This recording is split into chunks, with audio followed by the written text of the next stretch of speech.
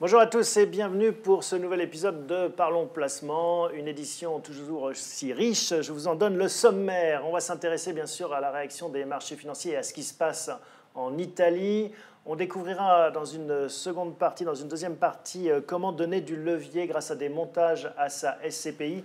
Et puis toujours dans cette catégorie des SCPI, on s'intéressera aux investissements dans le Grand Paris. Oui, c'est un filon qu'il faut regarder quand on veut investir dans l'immobilier actuellement en Île-de-France. C'est Parlons Placement, on est au mois de mai et ça commence tout de suite.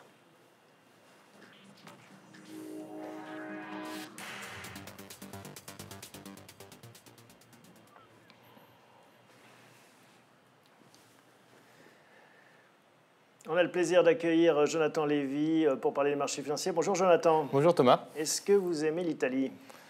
Beaucoup pour partir en vacances, c'est superbe. Bon, et actuellement, d'un point de vue financier, blague à part, c'est vrai que ça semble préoccuper pas mal les investisseurs. Oui, effectivement, on le voit surtout au niveau de la dette, plus qu'au niveau du marché action. Le niveau de la dette italienne atteint des niveaux records. Et on est au plus haut de 4 ans avec plus de 3% de taux d'intérêt sur le 10 ans italien. Effectivement, c'est le taux qu'il faut regarder pour voir vraiment ce qui se passe sur les marchés et qui symbolise bien, qui montre bien en fait, le niveau d'inquiétude des marchés. Le niveau de la dette porte beaucoup plus cette inquiétude que le niveau des marchés actions qui paraissent un peu plus étals finalement.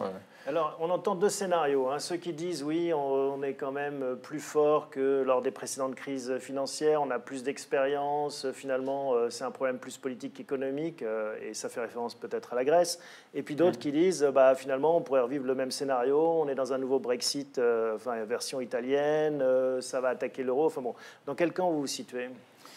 Un peu entre les deux. En fait, pour l'instant, les Italiens, le gouvernement qui a failli être au pouvoir, les deux partis, en tout cas, qui ont été élus, la Ligue et le mouvement 5 étoiles, n'ont pas parlé d'Italexit, je ne sais pas comment on dit, de sortie de l'Italie de la zone euro. Pour l'instant, ce n'est pas dans leur programme commun. Donc, ce n'est pas vraiment à ce sujet-là qu'on s'inquiète à court terme. Ça peut intervenir dans quelques années, mais en tout cas, aujourd'hui, ce n'est pas ça le sujet. Le sujet, c'est plutôt qu'ils ont un programme commun qui est très très coûteux en termes de déficit. Ils ont un niveau de dette qui est très important. Ils sont à plus de 130% du PIB. Ils sont bien au-delà de ce que permet le pacte de stabilité de la zone euro. Donc comment, dans un cadre comme ça, ils peuvent s'en sortir? C'est ça qui est plutôt inquiétant. Alors jusqu'à présent, on disait toujours, effectivement, on a mis en place des mécanismes en 2012, lors de la crise des dettes souveraines de la zone euro, qui permettent de nous prémunir contre une nouvelle crise des dettes souveraines, oui. Et puis on dit aussi, il y a la BCE qui intervient sur les marchés, qui rachète des milliards et des milliards de dettes souveraines. Sauf qu'elle a déjà utilisé pas mal de munitions. Est-ce qu'elle peut continuer? Est-ce qu'elle pourrait venir à la rescousse une nouvelle fois? Alors, les munitions, elle les a encore. Elle en a de manière presque illimitée. Mais il y a une limite qui n'est pas vraiment économique, en fait. Il y a une limite qui est politique. Si la BCE voit qu'il y a une mésentente politique, il y a un problème de gouvernance au sein de la zone euro, il est possible à un moment donné qu'elle dise j'interromps mon programme, mettez-vous d'accord et ensuite je rachète de la dette. Pour mettre la pression, comme ça s'était passé avec le FMI et la Grèce, quelque part. Tout à fait. Il faut bien mettre la pression à un moment donné. On a mis la pression financière sur la Grèce, on leur a un peu tordu le bras pour qu'ils appliquent les réformes qu'on leur demandait de faire pour pouvoir les sauver. Bon. Et ça, c'est un scénario qui est possible. Si en plus, ils menaçaient de sortir de la zone euro, ça donnerait un vrai argument en fait, à la BCE pour dire « là, j'interromps mon programme ». Ce qui est inquiétant, c'est qu'on voit en fait que malgré les achats qui ne sont pas interrompus pour l'instant de la BCE, les taux de la dette italienne ont explosé en fait. Donc ça n'a pas empêché en fait cette explosion des taux de la dette. Il y a une vraie pression des marchés et des attaques sur la dette italienne. Je vous rappelle que cette émission est en direct, c'est votre émission. Vous pouvez poser toutes les questions et interagir avec nous pour interroger également avec moi nos invités. Alors, ça c'est le dossier italien. Si on revient sur le CAC français, finalement, bon, il encaisse plutôt correctement pour l'instant, ces secousses? Oui, mais c'est un peu l'arbre qui cache la forêt, en fait, parce que si on regarde secteur par secteur, il se passe beaucoup de choses sur les marchés. Le secteur bancaire est très exposé en fait à l'Italie. Et donc, quand on regarde le secteur bancaire, il a été touché par le dossier italien. Il a beaucoup baissé par rapport à ses plus hauts. il y a d'autres secteurs qui ne sont pas touchés et qui, au contraire, ont profité d'autres nouvelles, ce qui fait qu'en moyenne, le CAC 40 s'en sort plutôt bien. Donc, ce que vous dites, c'est que le CAC n'est pas le bon indicateur. Il faut regarder au-delà, secteur par secteur, valeur par valeur. Effectivement, il faut regarder valeur par valeur. Donc, le secteur bancaire, il est touché parce qu'il y a le sujet des dettes souveraines. Si ces dettes souveraines sont attaquées.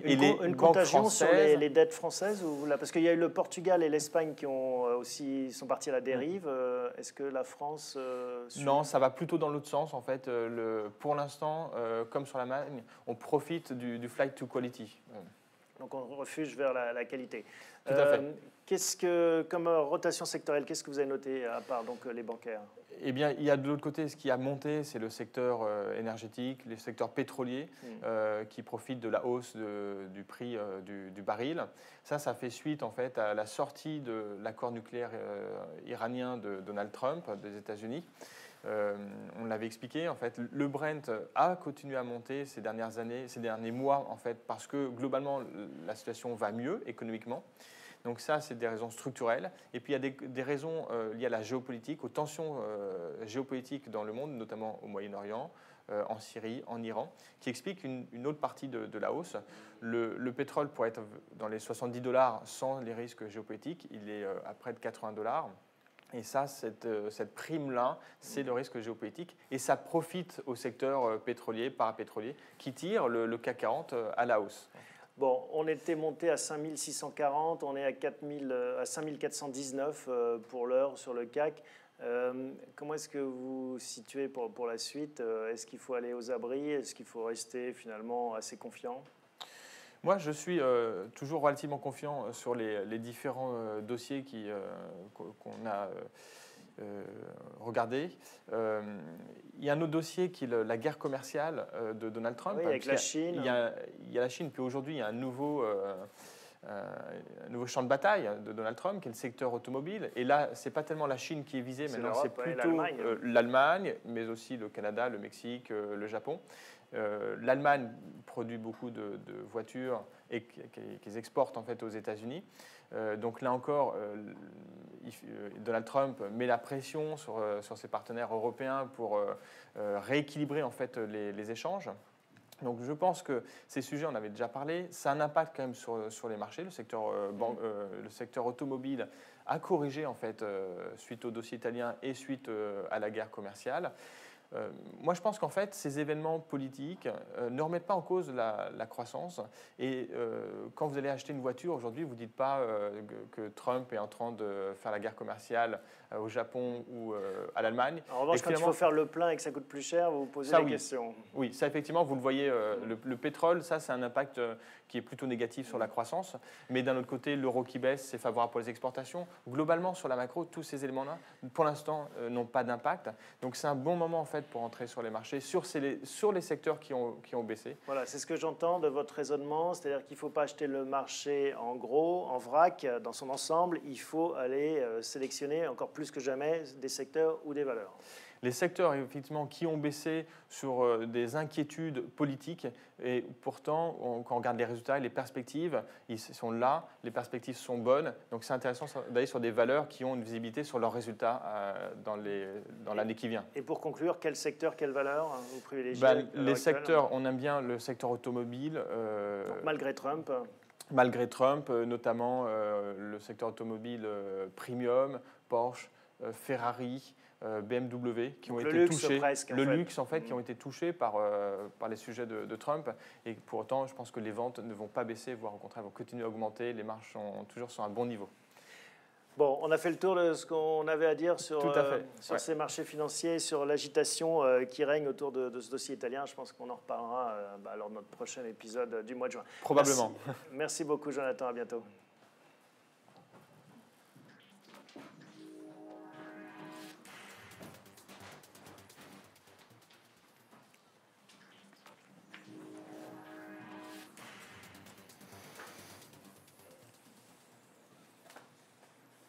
Vous regardez Parlons Placement, on est en direct, c'est votre émission pour parler placement. Si vous avez des questions relatives au sujet qu'on aborde, n'hésitez pas à nous les relayer, on essaiera d'y répondre au mieux. On a le plaisir de retrouver Vincent Kutkovitz. Bonjour Vincent. Bonjour Thomas. SCPI à crédit, le point sur les nouveautés, les dernières simulations. On va voir ensemble donc des petites astuces, des nouveautés, et puis essayer de donner du levier via des montages à sa SCPI. On sait que c'est un placement fétiche. Ça devient le placement phare, en fait, aujourd'hui. Ça remplace le fonds en euros chez beaucoup d'épargnants. Donc c'est pour ça qu'on en parle souvent. Ça fait longtemps que vous en faites la pédagogie. Tout à fait, on le dit. Et aujourd'hui, c'est vrai qu'il y a une possibilité de multiplier les montages, qui est la preuve en fait que les industriels qui sont derrière ont confiance en réalité dans les SCPI. C'est ça qui est important, qu'il faut retenir. Alors, quelles sont les nouveautés ou les astuces que vous avez notées, dénichées? Alors, le premier point, c'est qu'on constate un peu comme dans le domaine des crédits immobiliers, la possibilité aujourd'hui d'augmenter son pouvoir d'achat, donc son pouvoir d'investissement, en tirant sur la durée de crédit. Donc, on achète des SCPI à crédit, on a d'un côté les SCPI qui apportent du rendement, et de l'autre côté, on a un crédit. Et donc, on peut l'allonger jusqu'à quand? Alors maintenant, historiquement, on était plutôt sur du 15 ans maximum. Après, il y a eu du 20 ans. Quand on a les versants banquiers, vous disiez pas plus de 15 ans. Voilà, ils disaient pas plus de 15 ans, ou en tout cas, nous, les offres packagées, parce qu'on est au cœur du sujet, on propose différentes offres packagées. On a le crédit et la SCPI collés ensemble, si vous voulez, associés. Et là, aujourd'hui, les offres sur lesquelles on travaille vont jusqu'à 25 ans.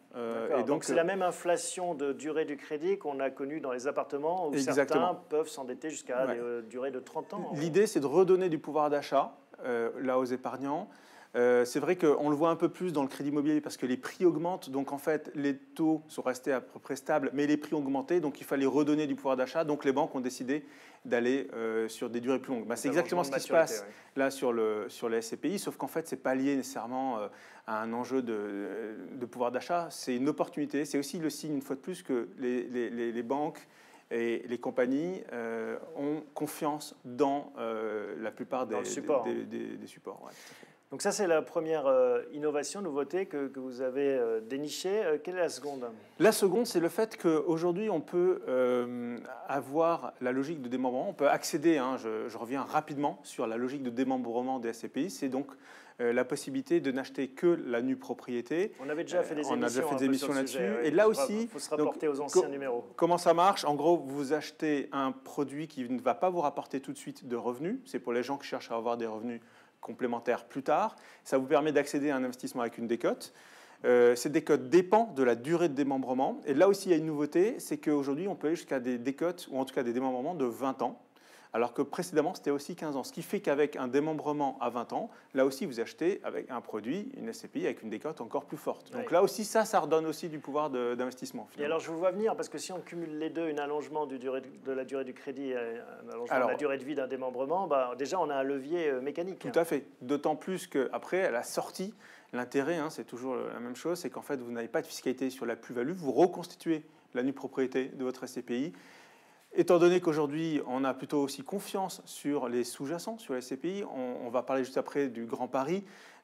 Typiquement, dans ce cadre-là, on peut escompter des revalorisations importantes. Et là, c'est du patrimoine constitué sans fiscalité à la sortie. Donc, c'est vraiment très attractif. Alors, pour y voir clair, on va essayer de résumer ça. Vous nous avez apporté un tableau avec les astuces d'un côté, les objectifs et impact de l'autre.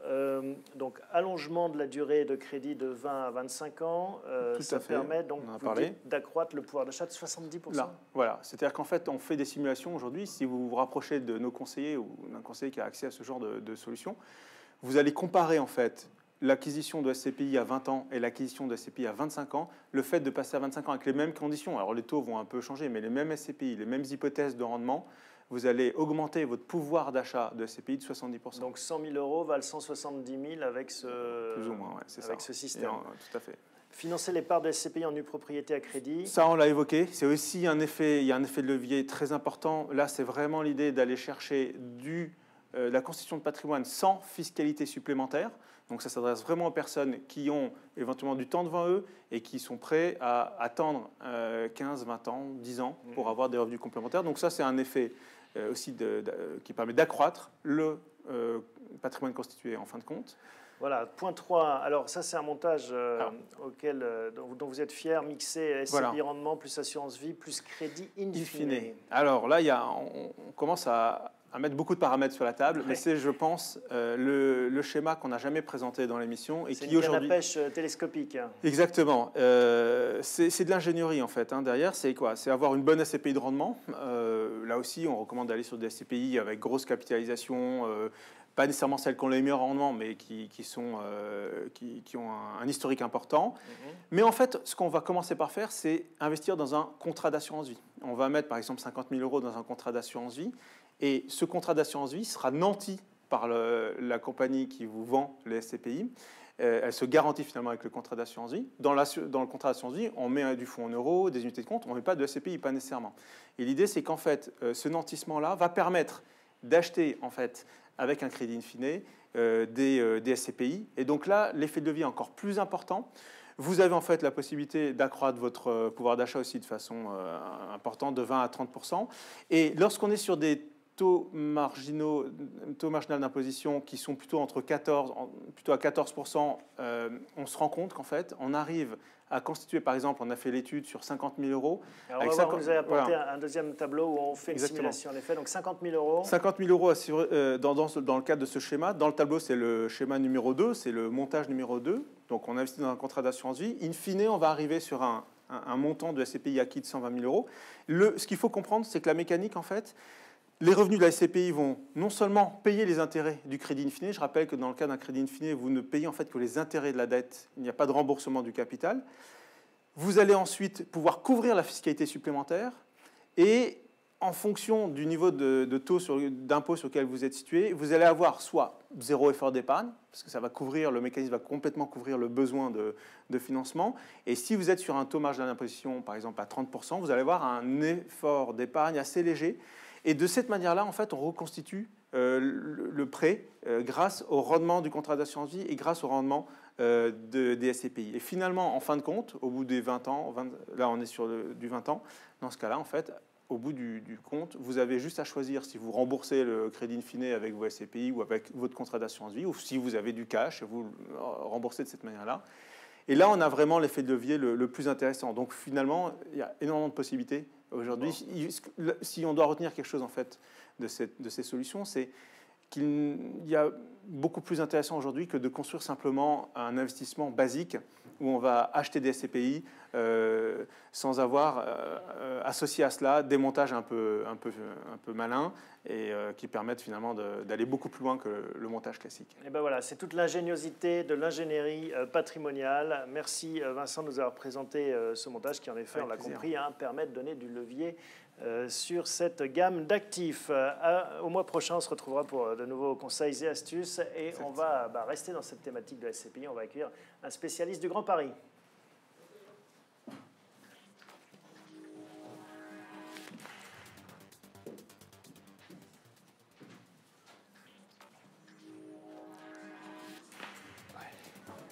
Faut rentrer le fil. Alors, on a le plaisir de recevoir David Sexig qui me fait remarquer qu'il est plus un spécialiste des SCPI du Grand Paris, mais en effet, il est spécialisé dans une SCPI PF Grand Paris chez Perial. Bonjour David. Bonjour Thomas. Heureux de vous retrouver, on vous avez déjà croisé. On va parler en effet de cette thématique du Grand Paris qui semble évidente à jouer quand on s'intéresse à l'investissement immobilier. Mais pour commencer, on en est où sur ce dossier du Grand Paris? Parce qu'on entend beaucoup de choses qui semblent un petit peu inquiétantes. Alors, inquiétant, non. Je crois qu'il ne faut pas être inquiet. Il faut plutôt être content. C'est une dynamique extrêmement importante et c'est une opportunité pour les épargnants qui décident d'investir dans la pierre, et en l'occurrence dans la pierre papier. On parle d'un chantier de 35 milliards d'euros à échéance 2030. On parle d'un chantier, effectivement, qui va créer 200 km de lignes de transport supplémentaires, 4 lignes nouvelles de métro, 68 nouvelles gares. Le Premier ministre disait qu'on allait excaver l'équivalent de 8 pyramides de Gizeh. Donc, parce qu'on va creuser à 40 mètres, alors que le métro parisien, on avait creusé à 10 mètres. Donc, effectivement, c'est extraordinaire pour Paris, c'est extraordinaire pour le Grand Paris, et c'est surtout une opportunité d'investir au travers de la pierre papier, au travers des SCPI. Alors, deux questions. Est-ce que ce chantier a beaucoup de retard ou pas? Parce que c'est ça, les inquiétudes dont on parle, c'est qu'il y a des tronçons de lignes qui n'iront peut-être pas jusqu'au bout, certains qui pourraient être modifiés, abandonnés, le périmètre bouge encore? Alors, le périmètre bouge, mais j'ai envie de dire que ça n'a pas d'importance. En fait, ce qui est important, c'est la décision politique de faire quelque chose, de développer. Je rappelle que l'Île-de-France est quand même le marché le plus profond d'Europe, 55 millions de mètres carrés. On va rajouter 6 millions de mètres carrés supplémentaires dans un marché où le taux de vacances est extrêmement faible. Je pense qu'à chaque fois qu'on rencontre quelqu'un, on nous explique que Paris, il y a des bureaux vides partout, etc. Mais en fait, il y a 6% de taux de vacances en Île-de-France et 3% dans Paris intramuros. Donc déjà, c'est pas important. Mais le temps, pour revenir sur votre question initiale, le temps en immobilier n'est pas le même temps que dans le monde des actions, forcément. Je rappelle que la prescription fiscale est trentenaire. Les investisseurs au sein des SCPI détiennent en moyenne les parts des SCPI 25 ans. Donc on est vraiment dans une logique d'investissement trop long terme. Donc quand on décale de 4 ou 5 ans, ça n'a aucune espèce d'importance. Si on décale de 4 ou 5 ans, en effet, mais si la station de métro sur laquelle on a misé ne voit pas le jour, là c'est un peu plus embêtant. Alors c'est pour ça que c'est quand même plus intéressant d'être dans un produit diversifié, dans un produit où on mutualise. C'est sûr que si vous êtes particulier et que vous décidez d'investir sur un foncier parisien en Ile-de-France en vous disant c'est super, j'ai entendu dire que la ligne de métro elle va être juste en face et qu'elle n'arrive pas, vous êtes mal. Alors que si vous investissez dans un véhicule qui a 120 lignes, effectivement vous avez quand même peu de chances que les 120 lignes fassent échec à chaque fois. Pas les 120 lignes de métro, 120 lignes dans le portefeuille. Oui, 120 lignes de portefeuille, effectivement. Mais ça viendra vous avez raison, peut-être qu'on y arrivera. Justement, est-ce que c'est ça votre stratégie, c'est de voir cette carte et puis de se dire, de jouer un peu au Monopoly et de placer des investissements sur cette carte du Grand Paris? Alors, on ne joue pas au Monopoly chez Perial. On achète des immeubles, c'est pas la même chose. Ah, mais enfin, Monopoly au sens où on essaye d'avoir des hôtels et des biens immobiliers. Mais bon. Oui, donc effectivement, on se développe. C'est l'opportunité de se développer. Je rappelle que la SCPI Grand Paris est la SCPI la plus ancienne du marché. On n'est pas des résistants de la dernière heure qui avons décidé d'investir dans le Grand Paris. La SCPI a été créée en 1966. Et elle était déjà investie en Ile-de-France. C'était déjà le Grand Paris, on n'appelait pas ça comme ça à l'époque. Alors ça devait être oui, peut-être effectivement, je ne sais pas comment ça s'appelait, j'y étais pas, mais... Mais bon, c'était la thématique Ile-de-France. Exactement. Mais alors donc, comment est-ce que vous réalisez, comment est-ce que vous screenez et comment est-ce que vous décidez d'investir sur certaines zones? Alors, nous, on a une stratégie d'investissement qui est relativement simple. Et pour toute stratégie d'investissement, pour qu'elle soit simple, il faut qu'elle soit compréhensible et entendable. Donc ce qui se passe, c'est qu'il y aura 7 clusters. Ces clusters, ce sont ces zones de compétences qu'on va développer au sein du Grand Paris. D'abord, je rappelle que le Grand Paris, peut-être qu'il faut le rappeler avant d'expliquer comment on va investir, qu'est-ce que c'est? C'est d'abord un super périphérique de transport qui va encercler le périphérique actuel pour permettre aux salariés qui sont en Ile-de-France de circuler, non pas au travers de Paris, mais de circuler d'une banlieue à banlieue pour permettre d'esclaver cette vieille tradition jacobine en fait, des immeubles parisiens et permettre à la région de se développer. L'Est aussi de se développer, puisque traditionnellement, c'est plutôt l'Ouest parisien qui s'est développé. Donc aujourd'hui, nous, on investit sur une thématique qui est relativement claire. On a identifié certaines zones que nous préférons par rapport à d'autres zones, car on est intimement persuadé qu'au final, le Grand Paris ne va pas faire augmenter les valeurs locatives de manière globale sur la zone, mais va plutôt répartir la richesse sur l'ensemble de la zone et qu'il y aura des zones qui vont davantage se développer au détriment d'autres. Donc ça, c'est notre boulot de société de gestion, effectivement, d'être capable d'identifier ces zones qui vont se développer. Et même à aussi longue échéance, c'est-à-dire qu'on parle de 2030, c'est-à-dire qu'aujourd'hui, en 2018, vous arrivez à projeter des loyers en 2030 ? Même si on est en avance d'un cycle, ça n'a pas d'importance. Ce qui est important, c'est d'aller capter les fonciers les plus intéressants, puisque je rappelle qu'on est sur une SCPI qui est plutôt défensive, sur une SCPI qui va créer de la performance au travers d'un rendement un petit peu plus bas qu'une autre SCPI. Mais en contrepartie, elle aura davantage de chances et d'opportunités de voir son capital s'apprécier de par la valeur foncière sous-jacente des immeubles. Et est-ce qu'il n'est pas trop tard? Parce que ce calcul que vous faites, beaucoup l'ont fait, ont pris la carte et se sont dit, tiens, on va miser sur ces futures zones d'activité. Alors, il n'est pas trop tard. On va créer 6 millions de mètres carrés. Nous, on a la chance, et ça c'est extrêmement important, de commencer à partir d'une SCPI existante. Ça veut dire que les associés ou les nouveaux investisseurs au sein de la SCPI ne vont pas s'exposer à du nouveau stock. Ils vont aussi être exposés au stock ancien. Ça, c'est extrêmement important pour la tenue de la performance, parce qu'ils ne seront pas exposés à un seul moment du cycle immobilier. Et concrètement, comment ça se passe d'investir dans le Grand Paris, alors que certains chantiers sont encore sur le papier?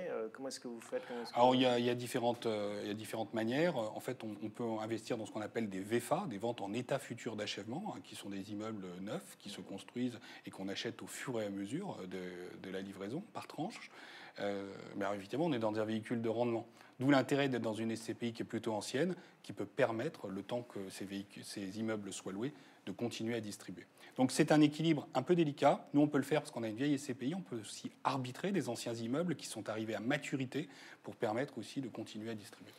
En termes de chiffres, vous parlez de distribution. On est sur quel chiffre en cours, rendement Alors aujourd'hui, on est sur une SCPI qui avait 600 millions d'euros, un petit peu plus de 600 millions d'euros d'actifs sous gestion à fin 2017, qu'ambitionne d'en avoir 700 millions d'euros à fin 2018. On est sur un rendement facial de 4,27% pour un nouvel investisseur et on a eu une augmentation du prix de la part le mois dernier de l'ordre de 5%. Preuve que finalement, investir dans du foncier parisien, ce n'est pas une mauvaise chose. Alors, vous avez eu la chance dans votre carrière de gérer à la fois des SCPI et des OPCI. Est-ce que votre cœur balance entre les deux ou est-ce que vous avez une préférence ? Alors, même si on n'a pas d'OPCI grand public, parce que je rappelle qu'il y a les OPCI grand public et les OPPCI, on n'a pas d'OPCI grand public chez Perial, ce sont des offres complémentaires. Cependant, nous, notre scénario chez Perial, c'est effectivement d'avoir une remontée douce des taux d'intérêt, qui va s'accompagner d'une reprise de l'économie et donc d'une prise à bail extrêmement importante de la part des entreprises et d'une hausse des loyers sur les meilleurs immeubles. Pour mémoire, en Ile-de-France, on a eu les meilleurs chiffres depuis 10 ans en matière de prise à bail. 2 600 000 m² en 2017. On n'a jamais vu ça depuis 10 ans. En termes de volume, donc. En termes de volume. Ça veut dire que les entreprises ont besoin, en prévision des carnets de commandes, de prendre davantage de surface à bail.